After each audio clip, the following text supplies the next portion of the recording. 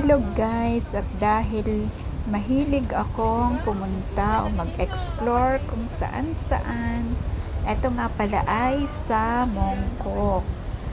So eto ay napapunta ako dito last 2 weeks ago na yata. At eto yung makikita mo sa mga market nila dito. So ayan, ang gaganda ng mga sombrero nila.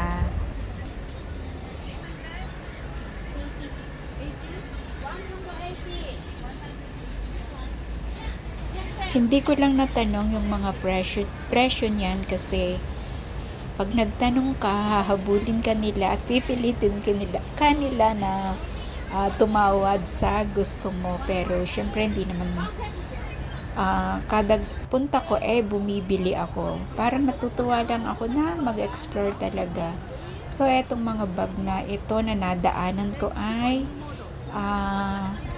dalawa 150 Hong Kong dollar.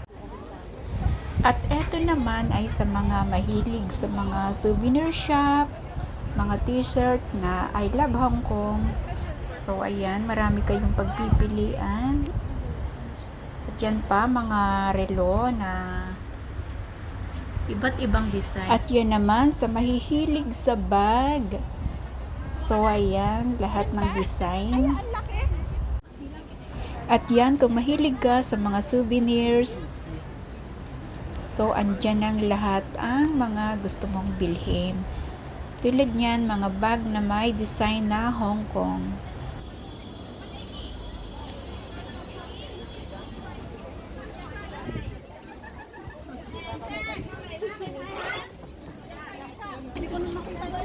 O yan, ang daming bag na mga mapagpipilian.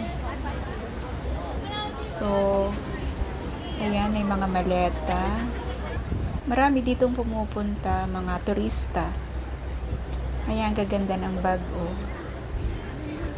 So, ayan, ipinasyal ko na kayo. At dito yan sa Mongkok Exit E1. Mga maleta, t-shirt na souvenirs, bags.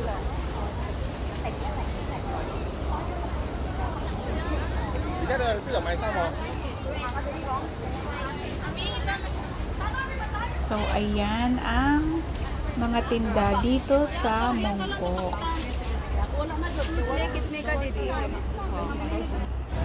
Hindi pa mabigat sa bagahe to, no? How much about this one? 59. So yan si ate bumili ng bag at pampasalubong daw niya kasi uuwi siya. So maganda nga naman tong mga bag na to pang pasalubong, hindi na masama, diba? Magaganda na siya.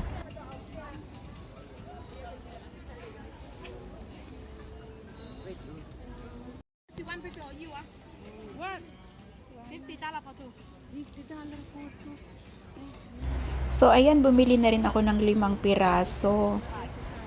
5 lang kasi ayokong magbitbit ng madami. So thank you so much for watching.